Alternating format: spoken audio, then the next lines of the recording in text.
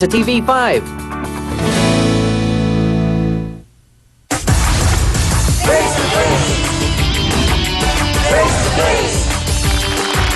Mga ka-face-to-face, nasaksihan po natin kanina ang hindi mapantayang talento nila Mang Rudy at Andrea. Pero ngayon nga po, kasama natin ang manager ni Andrea na handa po siyang ipaglaban sa kahit anumang laban na talagang si Andrea ang nanalo. Ano ba eksakto yung nakita mo doon, Jojo? Bali yun nga po, yung magta-tabulate na po yung organizers. Nandun po ako sa backstage, nag-iintay. Doon po nag-tabulate yung organizers. Hindi ko naman po talaga intention na manilip. Kaya lang, since nandun na ako, nakikita ako naman, tinignan ko na siya ng tuluyan. So anong unang ginawa mo nung narinig mo na hindi si Andrea ang tinawag? Tinawag ko si Andrea. Sabi ko, Andrea, di ka dito. Bakit ganon? Ang alam ko, ikaw ang champion. Nakita ko na, high score ka. Tapos biglang ba't si Rudy ang tinawag? Sabi ko, kausapin mo nga ulit yung organizer. Pero kayo ang manager, di ba? Kayo ang dapat kumausap dun sa organizers. Kaming dalawa na po ang kumausap. Oh. Tapos sabi ko, itabulate niyo Anong ulit sagot yan. sa inyo ng mga organizers? Ayun nga po, tinabulate nila ulit. Kaya lang, na-award na po sa kanya. Tapos yun nga po, yung na-award sa kanya, nakaalis na Pero siya. hindi, inamin ba ng mga organizers na nagkamali sila? Namin na po nila dahil tinabulate ulit eh. Nakita nila talagang itong highest. Oh. Pareho po silang 86 eh. Sa point system na sila nagkatalo eh. Point 30, siguro ito 20 lang eh. Point 30. 86.30. Siya 86.20. Baka naman yung nakita mo, Kuya Jojo, hindi pa yun yung final na score dahil nila. inulit naman po eh. Pinatabulate namin ulit eh. Yun pa rin ang lumabas. Kaya lang ang nagkamali talaga dito, yung nagsulat po na pinasa naman sa MC, na siyang binasa ng MC. Kaya lang, kinarir naman nila. Ba't hindi nila isuko yung premyo? Hindi namin kinarir yun. Dapat ibalik nila. Kaya lang siguro, desperado na makatikim din ng panalo. Pero gaano katotoo na nung nagpunta kayo kay Kuya Rudy, kasama ka ba nun? Opo, hanggang... May kasama kayong organizer? Opo, inumaga na nga po kami Eh nun bakit sabi niya wala daw? Eh, tinatago siya ng mga kamag-anak niya. Wala po silang Tinatago. kasama. Wala kayong Sa gate pa kasama. lang, nagtanong na ako eh. Wala po silang kasama. Dahil kung may kasama po sila, ibibigay ko yan. Hindi po. Sanay po kami matalo at saka manalo. Kaya pala. Hindi ko pag-iinteresan yung pera mo na yan. Tapos ngayon na may bibigay mo. Pero Paano gaano bibigay? Wala katotoo, kami Kuya kasama Jojo, organizer. na nagtangka at nagsalita daw si Andrea ang pabubugbog niya, si Rudy? Nasabi niya man po pero yung nabugbog siya na sinasabi niya sa Novaliches, Baka hindi napagtripan kami, lang siya, no? hindi wala kaming kinalaman doon. Kasama nyo yun. So Kasama hindi nyo yun ninyo ang gabi na kakilala yun. yung dalawang Kami yun, sinasabing hindi ng po kami. bugbog sa Patunayan na kanya? lang niya. Kausap Kung ako mapapatunayan Sino man niya. yung bugbog sa kanya, baka pinagtripan po siya. So nung nagpunta kayo, hindi ibinalik ni Kuya Rudy ang pera. Hindi po. Bakit hindi nyo pinakiusapan ng organizers? At sinabi Actually, nyo na kasama po kayo po namin. ang nagkamali. Ang nagkamali ay yung sumulat at yung nagbasa. Dapat ibigay po ninyo yung premyo kay Andrea kahit may binigay na kayo kay Rudy. O yun, hindi nga po siya nakikipag-coordinate, ayaw niya din kausapin ng organizer Kasi po. ang ano po, balak po kasi ng ano, ng Wala kayong organizer kasama doon. gawin. So kung makuha ang premyo, Jojo, magkano ang sa'yo doon? Ano lang po, 30 lang po. Akala ko ba kanina 20? Biglang lumaki. 30%. Hindi kasi kaya siguro naging 30. Kasi Kasi kami kaya naging 30 kasi sobrang ano na eh, sobrang pagod na yung... Kasi ang laki po ng hirap dami niya namin ng dun effort eh. na ginawa rin sa akin eh. 3 balikan po kami doon, nag-audition kami, tapos may rehearsal pa, tapos grand final, tapos may entry fee pa po, nababayaran. Pero Kuya Jojo, parang mas mahirap naman ang ginawa ng talent mo kesa sa'yo. Siya kumanta, ikaw sumama lang. O, 70 po sa kanya. Akin naman po lahat yung pagkain niya, pamasahe namin, pang-entrance fee, mga makeup niya, suot niya. Sagot mo yon. Opo. O sige, papayag na daw si Hans. Kung si Andrea po ay may manager sa bawat contest na kanyang sinasalihan, si Mang Rudy naman po ay may palagi ring kasama ang kanyang #1 fan at ang taong kasama niya nang sila ay pinabugbog daw di umano ni Andrea. Narito po ang asawa ni Mang Rudy, si Melissa Manlapas. Pasok!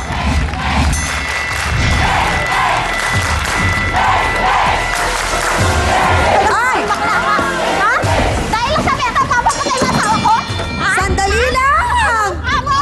Ha?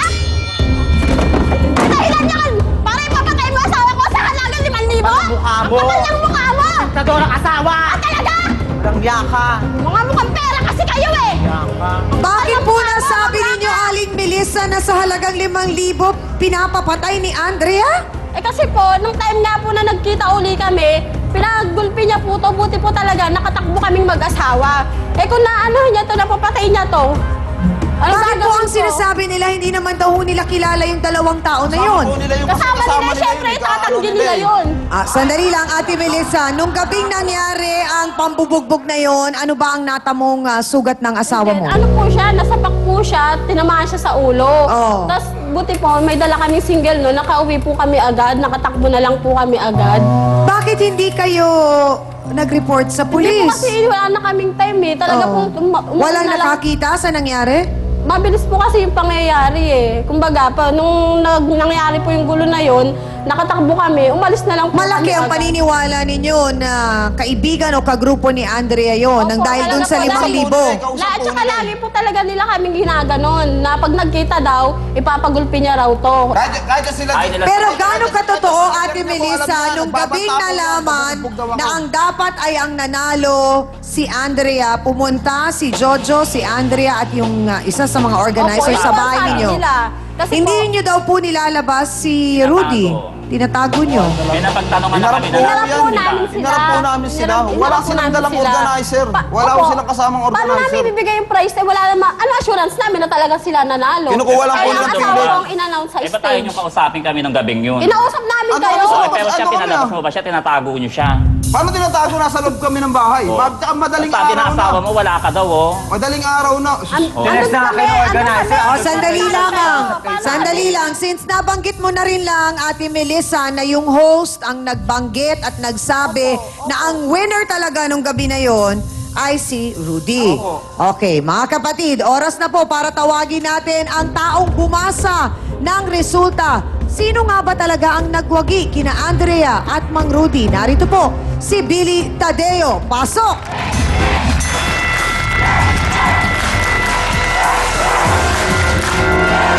Billy, ikaw ang host ng contest na yon nung gabing yon. Opo. Okay, ikaw ang bumasa ng resulta. Opo. Ako po Ano yung- ang nakasulat? Pangalan niya po. Pangalan ni Rudy. Opo. Sino ang sumulat dun sa cue cards mo? Yung pong nag-tabulate Joy. po.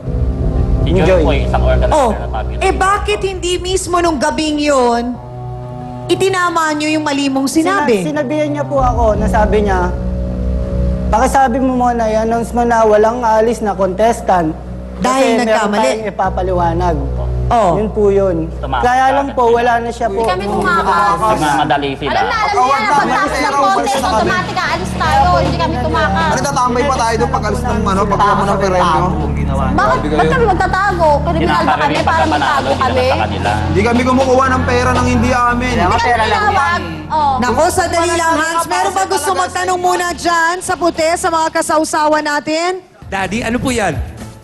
Kasi kung siyang nanalo, yung manager sana, dapat nagreklamo ka agad, Oo, tapos dapat inayos. nagreklamo tayo. Ngayon sa parte naman rito kay Rudy, ang may problema dyan yung organizer kasi tsaka kami nag-organize din ako singing contest. Pag kami may problema, binibigay namin para naayos yung gulo. Wala nang sasali sa lugar namin pag ganyan. Billy, bakit hindi ninyo inayos kung nagkamali ka sa binasa? Kung Ina-announce totoo po ha, namin. na si Andrea ang talagang winner Yeah, na announce sinasabi po mo. ulit sana namin. Sino ang nagsabi sa'yo na si Andrea ang winner? Si Joy po. Siya po kasi nag-tabulate ng ano eh. Nalamang po si Andrea kay Rudy. Tanungin ko lamang si Dr. Camille, pagka ganito po bang parang sinasabi nga na professional kontestadora na sila eh. Parang ganon, yung mga, anong tawag mo? Amateurista. Ayan. Napakahirap po talaga na dahil lagi silang nagkikita sa contest, parang ang hirap tanggapin yung pagkatalo, hindi po ba? Totoo yun, Chang. Pero kasi, alam mo, dahil sinabi nga nila na halos magkasama na sila palagi sa mga contest, nakikita ko yung puntong sinasabi ni Rudy na nagkakaroon ng friendly competition dahil maaring manalo si Andrea, maaring manalo si Rudy. Pinag-usapan nga namin ni attorney na virtually ko considered mo na winner, na parang virtual winner sila dahil parehong 86.1, 86.2. So, napaka-imposible na makita mo na 0.1 ang difference. Bibihira mong makikita yun unless you compute. And the organizers mismo, kung talagang alam nila kagad kung sino yung winner, immediately kinol yung attention ni Billy na, ay, nagkamali ka ng sabi. So talagang bakit ang tagal nung lapse? Na bakit kailangan magkaroon ng recomputation? Ngayon, in terms of kung talagang ikaw ay sabihin na natin na inayos naman din na talagang gustong na nalaman mo na talagang hindi ikaw nanalo, dapat din na-accept mo rin yung fact na talagang hindi ikaw yung nanalo. Dahil ikaw na mismo nagsasabi, Rudy, na magkaibigan kayo. So, dapat ikaw mismo rin, gumawa ka rin ng gesture na maiayos yun. Maraming salamat po, Dr. Camille. Mga kapatid, upang alamin kung sino nga ba talaga ang tunay na nanalo kina Andrea at Mang Rudy. Ang magpapatunay po ang nag-tabulate ng mga scores ng gabing yon ay narito na po. Makakasama natin si Joy Baltasar. Pasok!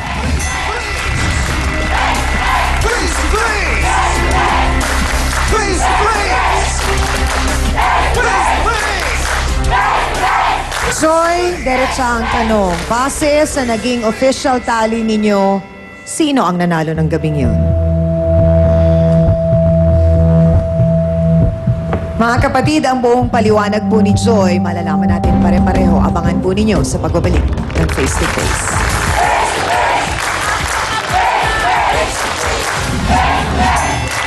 Once na hinawakan namin ng pera, nagmamadali kami umuwi dahil pera yan. Maraming tao nasa paligid mo, pwede kang tutukan.